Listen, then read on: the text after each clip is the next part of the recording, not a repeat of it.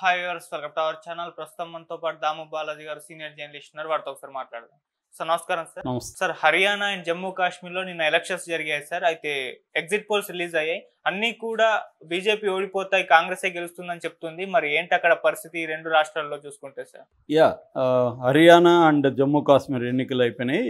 దీనికి సంబంధించి మనకి ఎగ్జిట్ పోల్స్ బయటకు వచ్చాయి. ఈ ఎగ్జిట్ పోల్స్లో బీజేపీ ఘోర పరాభవం చవి చూడబోతుందని వస్తున్నాయి.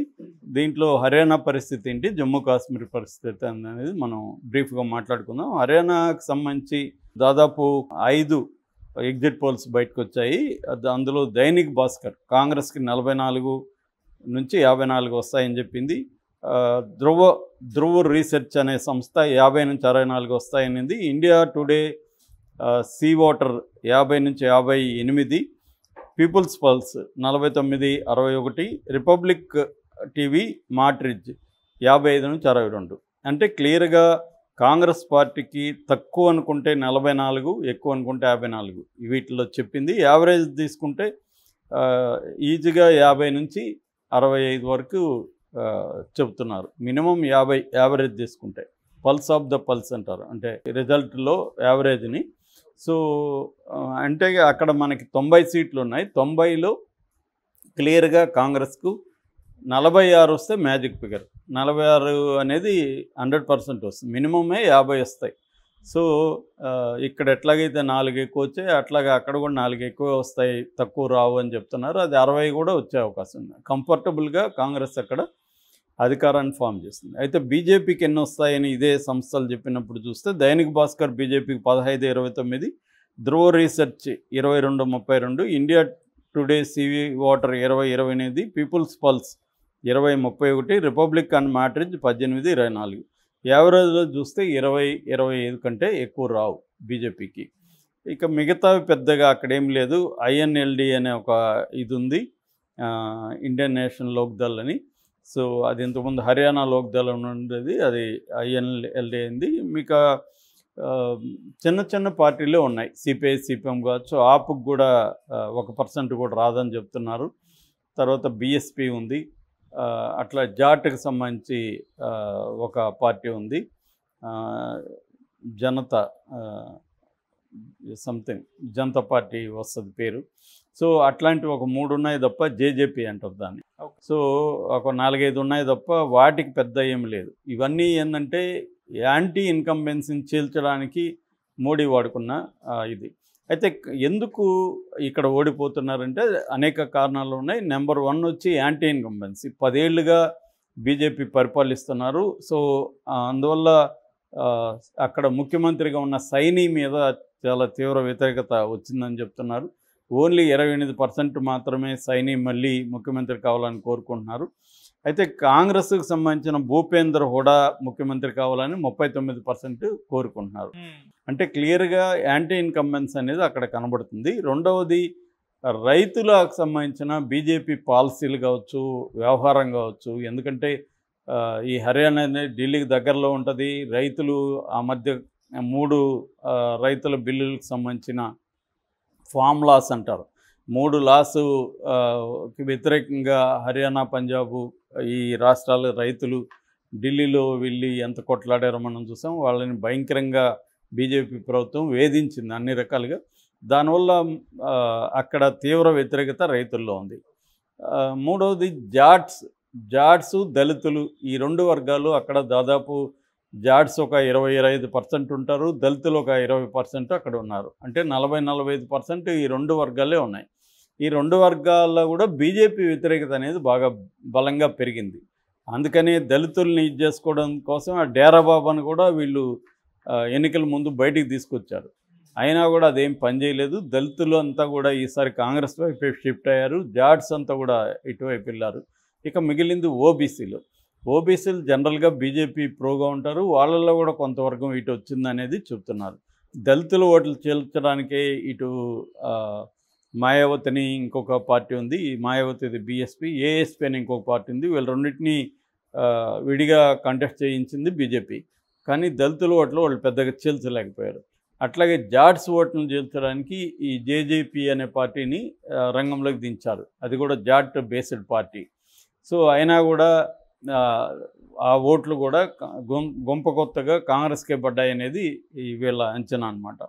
సో జాట్ల పరిస్థితి అది. ఇక నెక్స్ట్ ఐటమ్ వచ్చి అగ్నివీర్ అనేది మిలిటరీలో రెగ్యులర్గా కాకుండా 4 ఏళ్ల వరకే సైనికులకు పనిచేసి మళ్ళీ తీసేస్తారు వాళ్ళని. సో వాళ్ళకి ఏవి రెగ్యులర్ సైనికులకు ఉన్న బెనిఫిట్స్ ఏవి ఉండవు. దాని మీద తీవ్ర వ్యతిరేకత నార్త్ ఇండియా అంతకు వచ్చింది. ముఖ్యంగా హర్యానాలో కూడా చాలా తీవ్ర వ్యతిరేకత వచ్చింది. ఆ తర్వాత ఏదో కొద్దిగా దాన్ని మార్చారు, కానీ ఏదేమైనా ఆ అంశం కూడా బలంగానే పనిచేసింది. అట్లాగే ధరలు నిరుద్యోగం అనేది బీజేపీ ప్రభుత్వంలో 10 to 15% వరకు ఉందనేది చెప్తున్నారు అంతా. సో దానివల్ల యూత్ అంతా కూడా కాంగ్రెస్ వైపే మళ్ళారని చెప్తున్నారు. అట్లాగే రెజ్యులర్స్, వినేష్ ఫోగట్ మనకు తెలుసు, రెజ్యులర్స్ని వేధిస్తున్న వాళ్ళ డైరెక్టర్ సంబంధించి బీజేపీ రెజ్యులర్స్ని ఎంత ఘోరంగా వేధించిందో చూసాం మనం. ఈ వినేష్ ఫోగట్ మీద ట్రోల్స్ కూడా చూసాం. ఇదంతా కూడా బాగా ప్రభావితం చూపింది. ఆమె కూడా రంగంలోకి దిగింది, ఆమె కాంగ్రెస్లో చేరింది, ఆమె కూడా ప్రచారం బలంగా చేసింది. సో ఈ అంశాలన్నీ కూడా అక్కడ కలిసి వచ్చాయి. ముఖ్యంగా యాంటీ ఇన్కంబెన్స్ అనేది కలిసి వచ్చింది. మొన్న పార్లమెంట్లో 10 సీట్లు ఉంటాయి, కాంగ్రెస్కి 5, బీజేపీకి 5 వచ్చాయి. ఇప్పుడైతే మాత్రం వన్ సైడ్ అయిపోయింది. కాంగ్రెస్ ఖచ్చితంగా హర్యానాలో బాగా వేస్తుంది. ఇది బీజేపీ ఓటమికి బిగినింగ్ అంటారు, beginning of the end. BJP అంతానికి ఆరంభం హర్యానాతో మొదలైందని చెప్తున్నారు.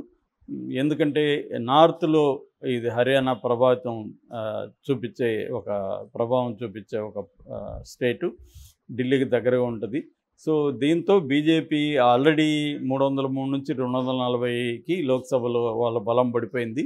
సో ఇప్పుడు రాష్ట్రాల్లో కూడా ఈ వరుసగా జరగబోతున్న ఇప్పుడు వచ్చి 2 రాష్ట్రాలకు జరిగాయి. నెక్స్ట్ మహారాష్ట్ర ఉంది, జార్ఖండ్ ఉంది, ఢిల్లీ ఉంది, ఆ తర్వాత వెస్ట్ బెంగాల్ ఉంది, తమిళనాడు ఉంది.